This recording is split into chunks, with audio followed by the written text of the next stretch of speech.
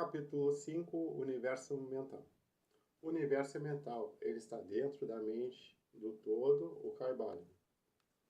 O todo é espírito, mas o que é espírito? Esta pergunta não pode ser respondida, porque a sua definição seria praticamente a do todo, que não pode ser explicado nem definido. Espírito é um simples nome que os homens dão às suas mais elevadas concepções da infinita mente vivente. Esta palavra significa essência real, significa mente vivente, tão superior à vida e à mente tais como as conhecemos, quanto essas últimas são superiores à energia mecânica e à matéria.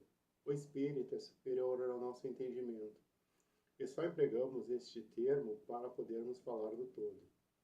No juízo dos pensadores e inteligentes estamos justificados falando do espírito como infinitamente vivente, e reconhecendo que não podemos compreendê-la, quer raciocinando sobre ela, quer estudando a matéria na sua totalidade.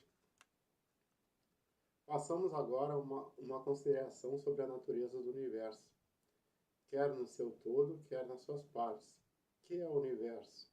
Dissemos que nada há fora do todo, então o universo é o todo? Não, porque o universo parece se formar de muitos, e está constantemente mudando.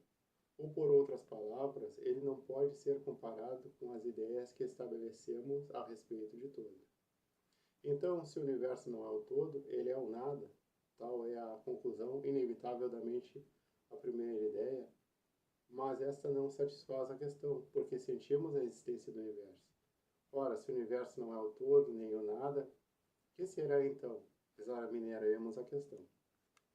Se verdadeiramente o universo existe ou parece existir, ele procederá diretamente do todo.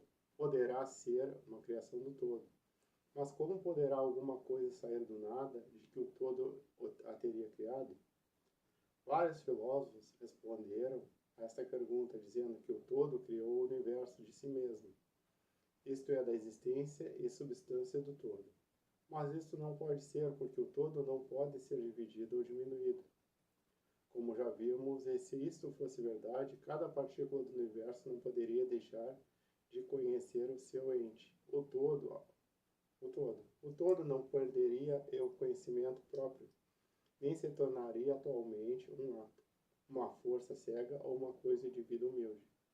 Com efeito, alguns homens, julgando que o todo é exatamente tudo, e reconhecendo também que eles, os homens, existem, aventuram-se a concluir que eles eram idênticos ao todo, e atroaram os ares com seus clamores de "Eu sou Deus", para divertimento da multidão e sorriso dos sábios. O clamor do corpúsculo que dissesse "Eu sou homem" seria mais modesto em comparação. Mas que é, pois, o universo, se não for o todo, separando a si mesmo em fragmentos? Que outras coisas poderá ser? De que coisa poderá ser feito? Esta é a grande questão. Examinemo-la bem, reconhecemos que o princípio de correspondência, vide a primeira lição, vem em nosso auxílio aqui. O velho axioma hermético, o que está em cima é como o que está embaixo, pode ser empregado com êxito nesse ponto, permitindo-nos fazer uma rápida hipótese sobre os planos elevados. Examinando-os em nós mesmos, o princípio de correspondência aplica-se como a outros problemas. Vejamos, pois, no seu próprio plano de existência, como cria o homem, primeiramente ele pode criar fazendo alguma coisa de materiais exteriores.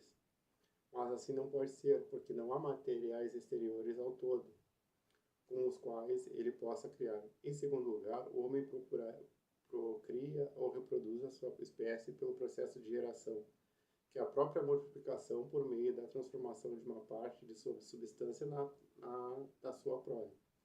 Mas assim também não pode ser, porque o todo não pode transferir ou subtrair uma parte de si mesmo, assim como reproduzir ou multiplicar a si mesmo. No primeiro caso, haveria uma revogação da lei, e no segundo, uma multiplicação ou adição do todo. ideias totalmente absurdas. Não há nenhum outro meio pelo qual o homem cria? Sim, há ele. Ele cria mentalmente. E deste modo não emprega materiais exteriores, não reproduz a si mesmo e, apesar disso, o seu espírito penetra a criação mental. Conforme o princípio da correspondência, temos razão de considerar que o todo cria mentalmente o universo, de um modo semelhante ao processo pelo qual o homem cria as imagens mentais. Este é o testemunho da razão que concorda perfeitamente com o testemunho do iluminado, como ele o manifesta pelos seus ensinos escritos. Assim são os ensinamentos do sábio, tal era a doutrina hermética, a doutrina de Hermes. O todo não pode criar de outro modo senão mentalmente, sem empregar qualquer material, nada para ser empregado, e nem reproduzir a si mesmo, o que também é impossível. Não se pode escapar dessa conclusão da razão, que, como dissemos, concorda com os mais elevados preceitos do iluminado. Justamente como vós podeis criar um universo de vós mesmos, da vossa mentalidade, assim o todo cria o universo na sua própria mente. Mas o vosso universo é a criação mental de uma mente finita, enquanto que o todo é uma criação de uma mente infinita. Ambos são análogos em natureza, mas infinitamente diferentes em grau. Vamos examinar cuidadosamente como fazemos nosso processo de criação e manifestação. Mas, antes de tudo, é preciso fixardes as vossas mentes nesta frase. O universo e tudo o que ele contém é uma criação mental do todo. Com efeito, o todo é mente. O todo cria na sua mente infinita inumeráveis universos que existem por íons de tempo. E, contudo, para o todo, a criação, o desenvolvimento, o declínio e a morte de 1 milhão de universos é como que o tempo do pestanejar de um olho, o caibalho. A mente infinita do todo é a matriz dos universos, o caibalho. O princípio de gênero, vide lição primeira e seguintes, é manifestado em todos os planos de vida, quer materiais, mentais ou espirituais. Mas, como já dissemos, gênero não significa sexo. O sexo é simplesmente uma manifestação material do gênero. Gênero significa relativo à geração ou criação. Em qualquer lugar, em qualquer plano, em que uma coisa é criada ou gerada, o princípio de gênero se manifesta. Isto é a verdade mesmo na criação dos universos. Mas não se deve concluir disto que ensinamos a ver em um Deus ou criador macho e fêmea. Esta ideia é um desvio dos antigos preceitos sobre este assunto. O verdadeiro ensinamento é que o todo em si mesmo está fora do gênero, assim como de qualquer outra lei, mesmo as do tempo e do espaço. Ele é a lei de que todas as leis procedem e não está sujeito a elas. Contudo, quando todo se manifesta no plano de geração ou criação, os seus atos concordam com a lei e o princípio porque se realizam num plano inferior de existência. E, por conseguinte, ele manifesta no plano mental o princípio de gênero nos seus aspectos masculino e feminino. Esta ideia poderá causar admiração a alguns de vós, que aprenderam pela primeira vez, mas todos vós aceitai-as e passivamente as vossas concepções diárias. Falais na paternidade de Deus e na maternidade da natureza de Deus, o Pai Divino, e da natureza a Mãe Universal. Logo reconheceis instintivamente o princípio de gênero no universo, não é verdade? Mas a doutrina hermética não exprime uma dualidade real. O todo é um dos dois aspectos que são simplesmente aspectos da manifestação. O ensinamento é que o princípio masculino manifestado pelo todo só impede a destruição da concepção atual do universo. Ele projeta o seu desejo no princípio feminino que se chama natureza, ao mesmo tempo que este último começa a obra atual da evolução do universo, desde os simples centros de atividade até o homem, e subindo cada vez mais de acordo com as bem estabelecidas leis da natureza. Se dais preferência aos velhos modos de expressão, podeis considerar o princípio masculino como Deus, o Pai, e o princípio feminino como a natureza, a Mãe universal, em cuja matriz todas as coisas foram geradas. Isto não é simplesmente uma ficção poética de linguagem, é uma ideia do processo atual da criação do universo. Mas é preciso não esquecer que o todo é um e que o universo é gerado, criado e existe na sua mente infinita. Isto vos permitirá fazer uma ideia de vós mesmos, se quiserdes aplicar a lei da correspondência à vossa própria mente. E a vós mesmos, sabeis que a parte de vós, que chamais eu, em certo sentido, sustenta a prova a criação de imagens mentais na vossa própria mente. A parte da vossa mente em que é realizada a geração mental pode ser chamada ou é inferior, distinto do eu, que sustenta e examina os pensamentos, as ideias, as imagens do eu inferior.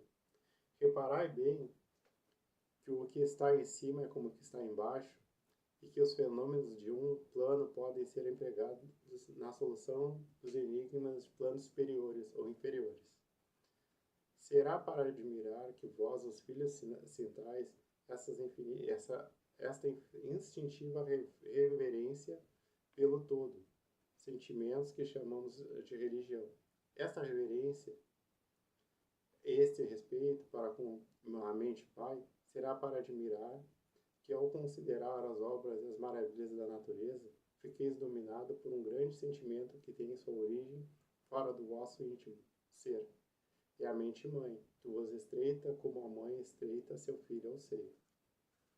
Não deveis cometer o erro de crer que o pequeno mundo que vedes ao redor de vós, a Terra, que é simplesmente um grão de areia em comparação com o universo, seja o próprio universo. Existem milhões de mundos semelhantes e maiores. Há milhões e milhões de universos iguais em existência dentro da mente infinita do todo. E mesmo no nosso pequeno sistema solar, há regiões e planos de vida mais elevados que os nossos, e em comparação aos quais nós, míseros mortais, somos comum às viçosas formas viventes que habitam no fundo do oceano, comparadas ao homem. Há entes com poderes e atributos superiores aos que o homem sonhou ser possuído por deuses. Não obstante, estes entes foram como vós, ainda inferiores, e com o tempo vós podeis ser como eles ou superiores a eles. Porque, como diz o iluminado, tal é o destino do homem. A morte não é real, ainda mesmo no sentido relativo. Ela é simplesmente o nascimento a uma nova vida. E continuareis sempre de planos elevados de vida a outros mais elevados por eons e eons de tempo. O universo é vossa habitação, e estudareis os seus mais distantes esses antes do fim do tempo. Residis na mente infinita do todo, e as vossas potencialidades e oportunidades são infinitas, mas somente no tempo e no espaço. E no fim do grande ciclo dos íons, o todo recolherá em si todas as suas criações, porém vós continuareis alegremente a vossa jornada, porque então querereis preparar-vos para conhecer a verdade total da existência em unidade com o todo. E quando estiveres na metade do caminho, estareis calmos e serenos, sois seguros e protegidos pelo poder infinito da mente mãe. Dentro da mente pai e mãe, o filho mortal está na sua morada, o Kaivalya. Não há nenhum órfão de pai ou de mãe no universo, o Kaivalya.